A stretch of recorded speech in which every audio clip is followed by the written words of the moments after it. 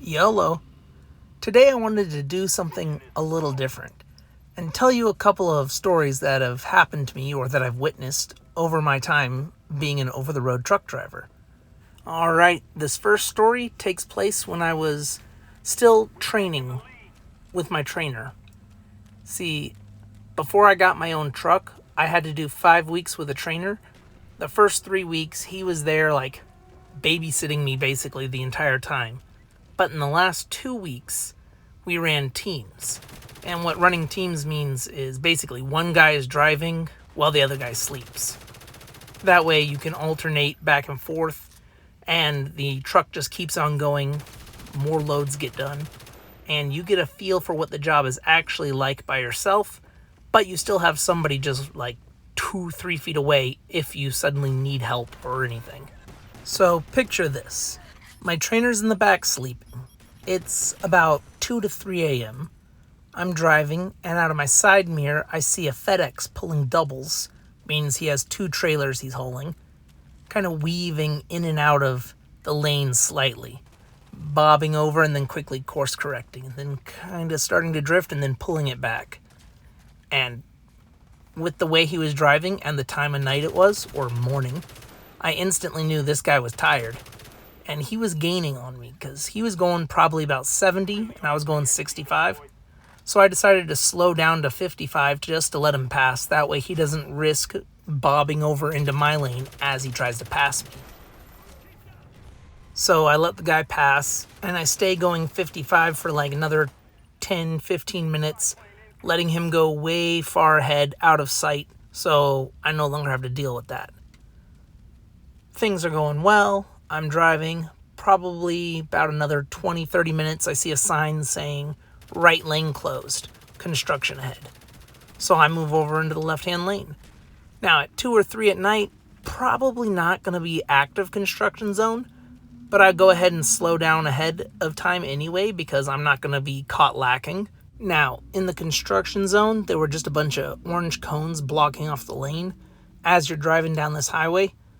And the right lane that was closed off had all the asphalt and concrete torn out, so it was just dirt underneath where it looks like they were about to redo that half of the highway, or at least that lane on this side of the highway. And it was about a 2, maybe a 3-inch drop, it looked like, roughly in the light of the moon. So I took a look at that, kept driving because I didn't think much of it. Gets around a bend, and the one lane for construction is completely blocked. We can't keep going. And you'll never guess why this one lane is blocked. The FedEx driver fell asleep and crashed into a bridge. The guy was all right, because by the time I pulled up on him, he was already out walking around on the phone. You could see his arms moving around like crazy as he's telling the story. But he blocked the only lane of traffic getting through this construction zone. So I flip my hazards on and I slow down. I come to a stop and I'm just looking, seeing this guy, and in the light of the headlights I can tell he's not like bleeding or nothing, so it wasn't a horrible crash. He probably slowed down as he fell asleep behind the wheel, hit the bridge, and now I'm just sitting there. So I look over at the construction. I'm like, that's only 2, maybe 3 inches. It's not raining or anything, so the ground should still be hard. So I go ahead and just slowly nudge my way over. The right steer tire lands safely after the 2-inch drop on the dirt. So we're good, so I continue over and the whole truck shifts slightly as we're changing elevation dramatically like that. Because a 2-inch drop doesn't sound like a lot, but it is when you have 2 inches difference in how the vehicle is sitting diagonally. And sure enough, my trainer freaked out. He woke up because he felt the sudden lurch. He's like, oh my gosh, what's going on? I'm like, that's fine. That guy fell asleep and crashed into the bridge, and I'm just going around him through this construction zone. And he's like, what? Is he okay? I'm like, yeah, he's fine. He's on the phone right now talking to the people. I'm just going to go around here. That way we can save like an hour plus waiting on a tow truck to drag him out of the way. You can go back to sleep. And he just kind of looked at me, and he's like, okay. And he goes back into bed. I didn't get in trouble or nothing for it.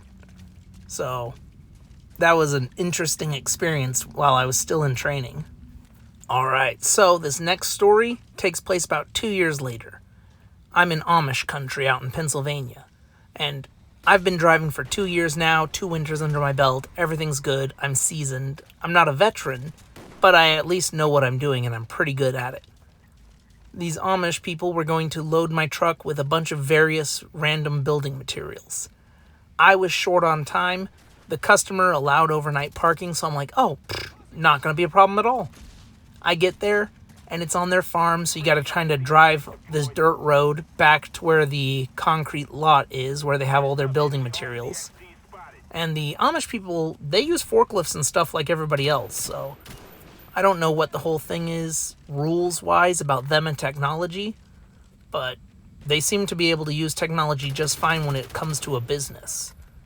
Maybe they're not allowed to own the technology, but they're allowed to, use it if they're employees of a place. I don't know. Not important. But I get there, I let them know that I'll probably be spending the night, and they're like, yeah, no problem. We're just going to load you up. I'm like, okay. It took them almost 3 hours to get the truck loaded because they kept putting things on and then taking them back off and then moving stuff around and putting more stuff on, just really maximizing every square inch of my 48-foot long trailer.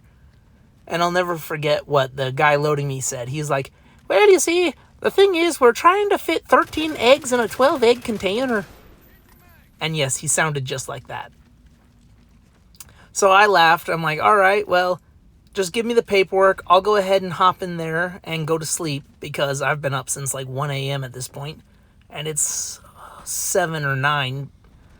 And I've been there already for a few hours, waited for the other trucks to get done. Then it was my turn, so I've been way too long without sleep. Story of my life, right?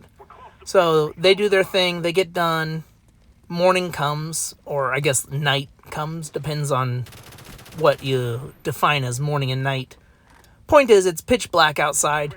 I get out to throw all the straps, and it's super creepy because it's cornfields all around me, and I'm paranoid about cornfields, so I'm always looking over my shoulder. I'm like, I don't know, there's going to be something there. I look at the load. It looks like almost twice the amount of stuff was loaded on after I went to sleep. So I strap it all down. I use the edge protectors. I have my paperwork. I start driving, and I'm like, ooh, this thing is really pulling on the truck as I'm driving. It feels awful heavy. So I drive about 100 miles because I'm out in the middle of nowhere. Have to get onto the back county roads and then to the back highways and then to the interstate. I get to the first truck stop. I go to the CAT scale. I weigh the truck. And I'm about, I want to say, 2,000 pounds over the legal limit. Now, for those of you who don't know, the maximum amount you're allowed to have for your tractor and your trailer weight combined is 80,000 pounds. Anything over 80,000 pounds and you need to have over-dimensional permits. There are certain restrictions of roads and highways you can and can't go on at certain times of the day and night. You have to stop at every single scale house. They double-check everything, make sure everything's by the book. You got your papers, you got your little flags, your over-dimensional lights. It's a massive headache. So I've already driven about 100 miles at this point. I get my little weigh ticket from the truck stop. I look at it and I'm like, shoot. 2,000 pounds over, 1 ton. The punishment for getting caught running overweight is thousands of dollars to the company and thousands of dollars to the driver, potentially. Depends on where you are, what state it is. Some states charge you hundreds or thousands. Other states only charge you a few dollars per pound you're over. It really fluctuates a lot depending on where you're at and what's going on. So I look at that. I see that I still have a few 100 miles left to drive. It's early in the morning or really late at night. I'm sitting there, I'm like, odds are at this time of day, most of the scale houses will be closed. And I've got this nice little thing called a cell phone and internet. So I can look and see which scale houses on my route are open. And I can also see, which county highways and back roads I could take to just skirt around them. So sure enough, I spent the rest of the day doing that, Because I'm not going to drive 100 miles back, wait for them to open, have them take off 1 ton of stuff, and then go forth again. That makes no sense. So I was driving, taking the back roads, hopping on and off the highway, dodging every single way station. Gets to the place I'm going to unload at, which is a farm. They're like, okay, so you go right over there. And they just point in the middle of a hayfield. And I'm looking at the ground, and it's soft and wet because it had rained. And I'm like, is there any dirt road I could take or any dry? And they're like, no, you just drive through the field. It is a little muddy and soft, but we got the tools to unload you. And if you get stuck, we can just drag you out of the mud. So I drive through their field, almost get stuck, but thankfully I didn't. We get to the center of the field, and they just unload everything and just toss it off to the side in the field because they're going to build a building right there. They're like, all right, thanks very much. We'll go ahead and help get you back onto the road. That way, if you get stuck, we can get you unstuck because we have the equipment. Super friendly people. But that was a fun experience because I had at least enough experience under my belt to know how to dodge all the way stations and not get caught. Because what DOT, Department of Transportation, don't know won't hurt them. And finally, the third story for today. This is the story of how I worked 24 hours straight in one day, which technically is illegal, but is also possible since I was not over the road driving during that time. And let me explain. I had started my day at about 5 in the morning.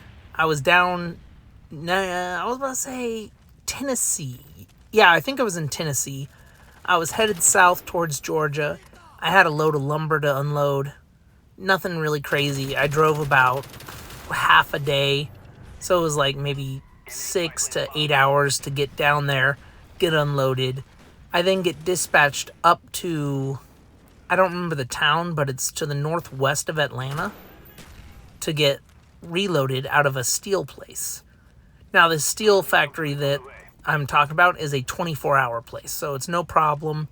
They have a parking lot, so I'm like, all right, so I've already spent most of the day working. It'll take me a few hours to get up there.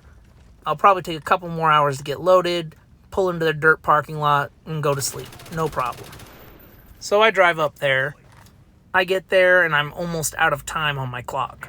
Because the way it works is you get 11 hours of total driving time in a day and 14 hours of on-duty time. And if you go over those, that's a violation. And you have to avoid violations like the plague because you can get in huge trouble for it. So at this point, I get there and I've used up most of my driving time. It's been maybe, I want to say 13 hours. So just shy of the 14. So we're looking at like maybe 6-something p.m. when I get there. I get in line, I get checked in, and then I wait. And then the line moves up slightly, so I move up slightly, and then I wait. And then the line moves a little more, I move a little more, and then I wait. And so on and so forth for a couple hours. I finally get to the first of the 3 loading stations, because I was getting 3 different types of steel on this load. I get loaded, get that taken care of, get in line, and then I wait. Then I drive forward a little bit, and then I wait. And so on and so forth. Gets to the second loading station, gets loaded. Goes to get in line for the 3rd loading station. And then I wait. And then I drive forward a little bit, and then I wait. You get in the picture at this point. By the time I got done being loaded, because I got there around like 5 or 6 p.m. I get there, I get loaded, I get my paperwork, I go throw my straps and edge protectors, I pull into the yard. It is about 5:30 a.m. So I was awake and working for 24 hours, even though I wasn't really doing much and I wasn't out over the road driving, which would have been a violation. But I was exhausted at that point because that was the second 24-hour day I've ever worked in my life. It was 24 hours and 40 minutes in total because it took me like 10 minutes to do my end of the day inspection, get it parked, all that stuff. So I go to sleep. I wake up at 7 to my fleet manager calling me. He's like, hey man, I see you're still 400 miles away from the consignee, the customer. Are you going to be able to make it there in time today? I'm like, oh, I didn't get done getting loaded till 5. He's like, oh, yeah, I know you got there at 5, so... I'm like, no. I didn't get done getting loaded until 5 a.m. I arrived here at 5 p.m. yesterday. I've only been asleep for like 2 hours, man. My clock doesn't reset for another 8. There's no way on God's great green globe I'm going to get this load there today after how long they took. And he's like, oh, I'm going to have to let the planners know that. I'm like, yeah, there's literally nothing I can do. So that was an experience. I'll put it like that. To be positive, I will say that it was an experience. Crazy thing is, that wasn't even the longest day I've ever worked. But that'll be a story for another time. Let me know in the comments below if you like more of this stories videos, because if you do, I'll go ahead and share more of my stories, because I've seen a thing or two over the road over the last couple of years. It's kind of crazy out there. You wouldn't believe it. But thanks for watching, and I'll catch you on the flip side.